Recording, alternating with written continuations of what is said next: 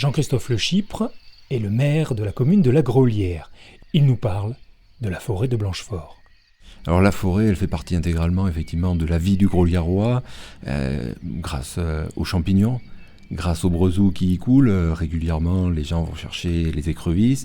Et puis c'est effectivement la tradition du muguet pour le 1er mai.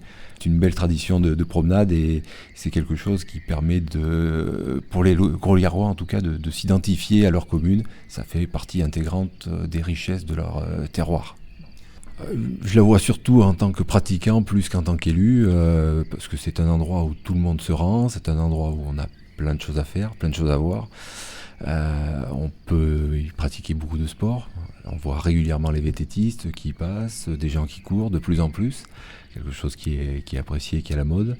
Après, pour les gens qui sont un peu plus nature, c'est un endroit où on peut aller se ressourcer, observer que ce soit la faune, la flore.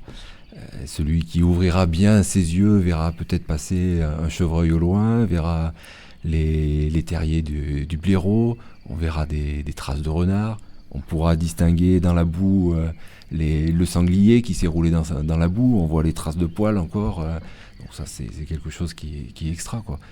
C'est un endroit où on aime se changer les idées et où on est au calme, ça permet de bien se ressourcer, ouais. Tout à l'heure, on parlait de ce qu'on pouvait voir dans la forêt, mais il y a aussi tout ce qu'on peut deviner en fermant les yeux sur l'histoire de cette forêt, où aujourd'hui on ne voit que des bois, mais qui a été particulièrement visitée au cours des siècles qui l'ont précédé.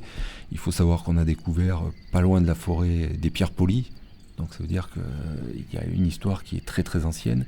On a tout ce qui est activité de charbonnage qui était pratiquée dans la forêt, et ça je crois que c'est important pour les gens qui visitent la forêt aujourd'hui. On a un chemin qui est aménagé, ils viennent en pleine journée, et imaginez quelqu'un qui passait là la nuit, au milieu des bruits des animaux, parfois des orages qui claquent dans la forêt, qui sont particulièrement violents, tout ce qu'il pouvait ressentir, et ça je crois que c'est important de se rappeler aussi tout ça.